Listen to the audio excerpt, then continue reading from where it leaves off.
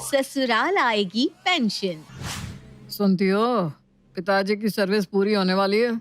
अगले महीने पिताजी रिटायर हो जाएंगे, इसलिए अब उन्हें अपना सरकारी मकान खाली करना होगा। ये तो आपने बड़ी अच्छी खबर सुनाई। आपको पता है, मेरे मौसा जी रिटायर हुए थे ना, तो उन्हें पूरे 1 करोड़ रुपए मिले थे उनके फंड से। अरे एक झटके में करोड़पति बन गए वो लोग। भाग्यवान, मैं भी तो यही कह रहा हूँ कि पिताजी रिटायर होने वाले हैं, मतलब पिताजी को भी करोड़ रुपया तो मिलेगा ही। अरे सोच कर देखो, अगर वो पैसा हमारे हाथ लग गया ना तो हमारी गरीबी ही दूर हो जाएगी। अब मकान खाली करने के बाद पिताजी को भी तो रहने के लिए जगह चाहिए होगी ना। कैसा हो अगर पिताजी हमारे साथ आकर रहने लगे। अपने पिताजी को ना तुम ऐसा वैसा मत समझो। वो इतनी आसानी से बोतल में उतरने वाली पार्टी नहीं है। वो 1 रुपया भी किसी को आसानी से देने वाले नहीं है। अरे तभी तो मैं कह रहा हूँ कि कुछ सोचो जिससे कि पिताजी इम्प्रेस हो जाए, और पूरा फंड ना सही, कम से कम आधा तो हमारे हाथ लगे। एक काम करते हैं, पिताजी के लिए रिटायरमेंट की बढ़िया सी पार्टी रख देते हैं। रिटायरमेंट का ग्रैंड फंक्शन देकर पापा जी हमसे इम्प्रेस हो जाएंगे और फिर तो अपनी चांदी ही चांदी। वैसे आइडिया बुरा नहीं है। मैं कल पिताजी को फ़ोन करके पार्टी के बारे में बता देता हूँ। साथ ही ये भी बात कर लूँगा कि रिटायरमेंट के बाद उन्हें हमारे साथ हमारे घर में ही रहना है। पिताजी को तो हर महीने पेंशन मिलेगी। समझो घर तो उनकी पेंशन से ही चल जाया करेगा। हमारी पूरी तनख्वाह हम बचा लिया करेंगे। पापा रिटायर होने वाले हैं। इससे पहले कि भैया अपना दिमाग लगाए, मैं ही पापा को अपने साथ रहने के लिए मना लेता हूँ। हमारे साथ पापा रहेंगे तो सारी प्रॉब्लम सॉल्व हो जाएगी। ये करी ना आपने दिमाग वाली बात। जल्दी पापा जी को फोन लगाओ और हमारे साथ रहने के लिए उनसे बात कर लो। नमस्ते पापा, कैसे हो आप? अच्छा, अब तो आपकी सर्विस भी खत्म हो रही है। आपकी बहू और मेरी यही इच्छा है कि आप रिटायरमेंट के बाद हमारे साथ रहें। और भैया का घर भी यहाँ पास में ही है, तो जब आपका मन करेगा आप उनसे मिल भी सकते हैं। बेटा तुम्हारे साथ। पापा देखिए, अब कोई बहाना नहीं है। अब अगर आप हमारे साथ रहने नहीं आए ना तो मैं नाराज हो जाऊंगा। अरे बच्चे आपको कितना याद करते हैं, कुछ पता भी है? वो सब तो ठीक है बेटा, लेकिन समस्या वो नहीं है। फिर क्या समस्या है पापा? बेटा अभी थोड़ी देर पहले ही अरुण का फ़ोन आया था। उसने मेरी रिटायरमेंट की पार्टी रखी उसके घर पर, और वो भी जिद कर रहा है कि पार्टी के बाद मैं उसके साथ ही रहने लगूं। अच्छा, बहुत चालाक निकले भैया तो। बड़ी आसानी से पापा को बोतल में उतार लिया। आज से पहले तो कभी पापा को अपने घर रहने के लिए नहीं बुलाया। अब पापा रिटायर हो गए तो इन्हें बड़ा पापा पर लाड आ रहा है। अब, मैं वो सब नहीं जानता पापा, आप बस मेरे साथ रहेंगे। हाँ, मैंने कह दिया तो कह दिया। अरे बेटा, बिल्कुल बच्चे बन गए हो तुम दोनों तो। अब पापा तो एक ही है ना, दोनों के घर एक साथ कैसे रह सकते हैं। अच्छा मैं देखता हूँ, तुम परेशान मत हो। फिलहाल तो रिटायरमेंट पार्टी की तैयारी में लग जाओ। अरुण से पूछ लेना उसे कोई मदद की ज़रूरत हो तो। वैसे तो वो सब कर ही लेगा, लेकिन फिर भी तेरा भी तो कोई फ़र्ज़ बनता है ना। अरे पापा, फर्ज क्यों नहीं बनता? आप बेफिक्र रहिए, मैं सब कुछ संभालूंगा।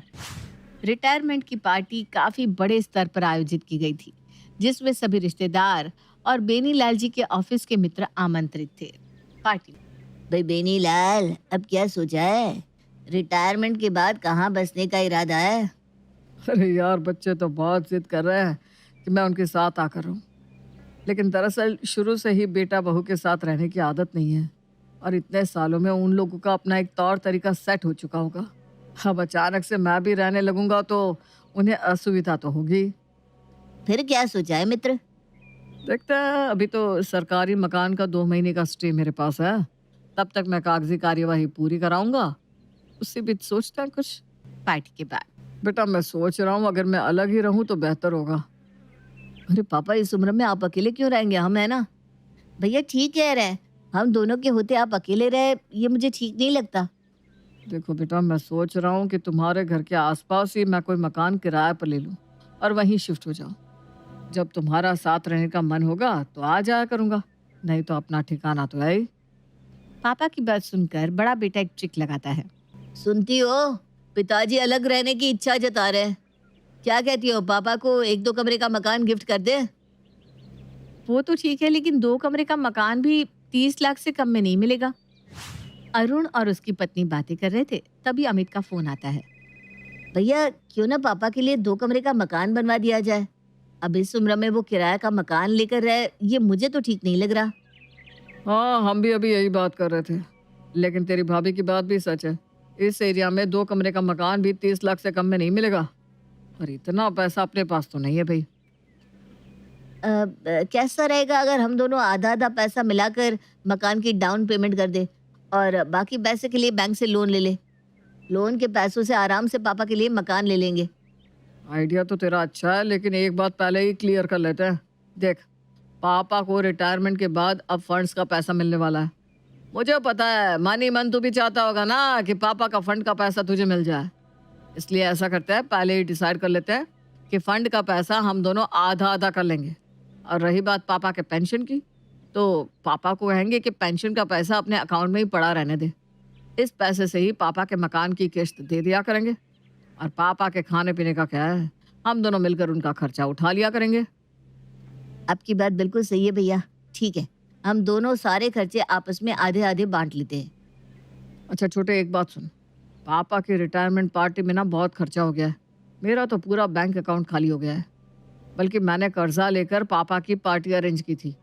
तो मैं तुझे सारे बिल भेजता हूँ। जब सारे खर्चे आधे आधे हो ही रहे तो फिर वो खर्चा भी आधा आधा कर ही लेते हैं। हाँ, चलो भैया कोई बात नहीं। ऐसे भी लड़ाई झगड़े में तो कुछ रखा नहीं। जो भी मैटर है मिल-जुल कर शांति से निपटा लेते हैं। अब बिल भेज दो। पार्टी के खर्चों का भी हिसाब कर ही लेते हैं। बेटा अरुण, 1 सप्ताह में मेरा फुल और फाइनल सेटलमेंट हो जाएगा। उसके बाद मैं तुम्हारे पास आ रहा हूँ। फिर मिलकर मेरे लिए किराए का कोई अच्छा सा मकान देख लेंगे। पिताजी ये तो बहुत खुशी की बात है।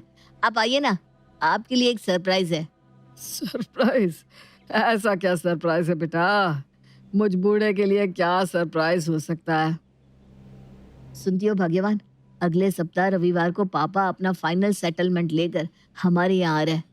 अमित को खबर कर देना, वो लोग भी समय पर पहुंच जाए तो ठीक होगा। फिर हम दोनों मिलकर बाबूजी को वो फ्लैट गिफ्ट करेंगे और बदले में हमें मिलेगा पापा का करोड़ों रुपए का फंड। ऐसे पापा फंड का करेंगे भी तो क्या, उनके रहने की दिक्कत भी हमने हल कर ही दी है। एकदम ठीक कह रहे हैं जी। मुझे तो सोचकर ही गुदगुदी सी हो रही है कि कुछ दिनों में मैं लखपति बनने वाली हूँ।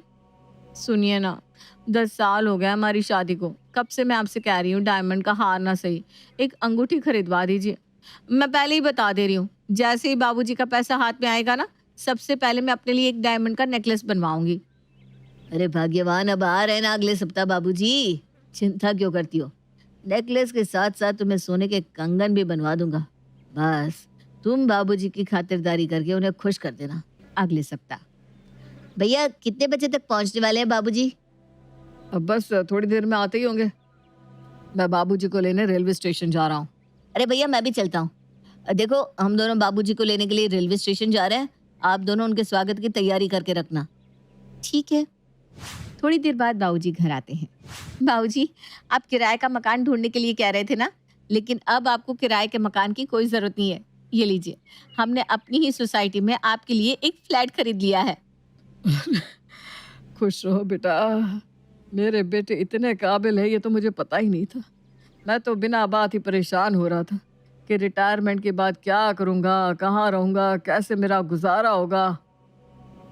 बाबूजी, आप बिल्कुल भी चिंता मत करिए। आप खुशी-खुशी अपने फ्लैट में रहिए। और हाँ, खाने की भी बिल्कुल चिंता मत करिएगा। हम सब एक ही सोसाइटी में तो है। सुबह का खाना आप भाभी के यहाँ खा लीजिएगा, शाम को हमारे यहाँ। खुश रहो बेटा, मेरी तो सारी चिंता ही दूर हो गई। हाँ बाबूजी, आपकी जो भी पेंशन आएगी ना, आपको उसमें से 1 रुपया खर्च करने की जरूरत नहीं है। पूरा पैसा आप अपने अकाउंट में रखिएगा, बुरे वक्त में काम आएगा।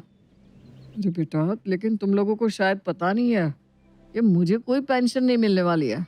सरकार ने तो बरसों पहले ही पेंशन बंद कर दी है, इसीलिए तो मैं चिंतित था। कोई बात नहीं बाबूजी, पेंशन बंद कर दी तो क्या हुआ, आपको फंड का पैसा तो मिलेगा ही ना। कौन सा फंड बेटा? इस फंड से पैसे निकाल कर ही तो तेरी और छोटे की शादी की थी मैंने। फिर उसके बाद तुम्हारे बच्चे हुए तो उन्हें 1 लाख की एफडी करा के दी। वो भी मैंने अपने फंड से ही निकाला था। बड़े भाई साहब की बेटी की शादी के लिए भी फंड से ही रुपए निकाल कर मैंने मदद की थी। तुम दोनों को मकान बनाने के लिए रुपए भी तो मेरे फंड से ही आए थे। जब समय समय पर फंड से पैसा निकालता रहा तो फंड में पैसा बचता कैसे? मुझे फाइनल सेटलमेंट के बाद ये 50,000 रुपये मिले हैं। अब तो बस यही है जो है। बाबूजी की बात सुनकर उन चारों के सपने चकनाचूर हो गए थे। लाखों खर्च करने के बाद भी उनके हाथ एक फूटी कौड़ी तक नहीं लग पाई थी।